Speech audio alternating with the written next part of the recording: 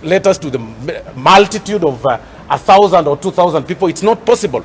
Please find a way to create your stories. If ideas are limited, come to us for advice, although you are competitors. If you guys if you guys feel challenged of our campaigns in churches, please create another avenue to campaign. In any case, by the way, we're inviting you this Saturday again in the larger Gusii region for fundraiser again. We'll be there again on Sunday, and next weekend we'll do recruitment in Migori.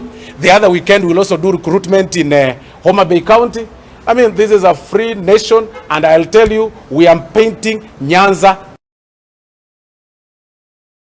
of Raila Amolo Odinga. In any case, by the way, you don't even deserve that seat. Thank you very much. Any question? Agenda banner.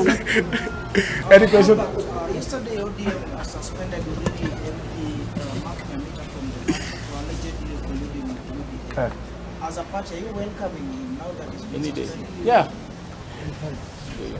Okay, as you can say something, but Yeah, I think we want to take this opportunity as the United Democratic Alliance Party to welcome Honorable Mark Nyamita into a home where we cherish democracy, into a home where tolerance flourish.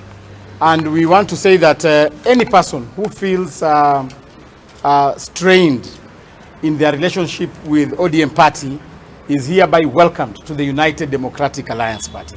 Therefore, we shall be doing a very big homecoming party for Mark Nyamita.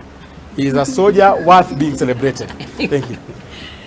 But even as we do that, it's important for us to also realize that Orange Party calls itself democratic.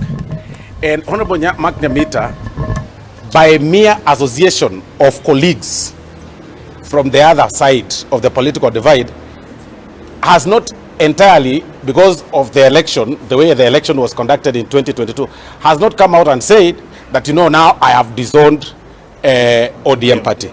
He is actually associating himself with development. And nobody can choose friends for somebody. So at the right time, if the Uriri Member of Parliament decides to join us, we'll do a homecoming party at the right time, of course, towards the election.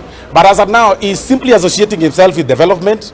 He's associating himself with, he's dissociating himself from antagonistic and politics and violence and everything, and Gunism that is entirely linked to the ODM party. But when the right time comes, we invite him to join us. And this is the right time. So,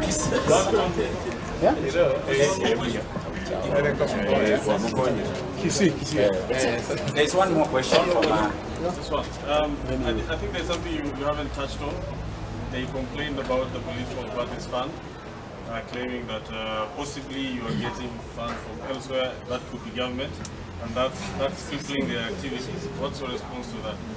A political party has got two sources of income, three actually. One, through members' contribution. Two, through the exchequer. And as you all know, that through registration. As you all know, UDA party prides on the fact that we are the biggest political party with almost 8 million members. And through our numbers, we are able to raise more money. Second, we want to challenge the ODM secretariat. As you can see, we receive money from the exchequer. However much we receive here, we use it appropriately, and we give returns to the Office of the Registered Political Party. Once we file our returns with the Office of the Registered Political Party, you are able to get your next disbursement. We want to challenge the Orange Democratic Party to keep their books well, because they do not file returns of their monies that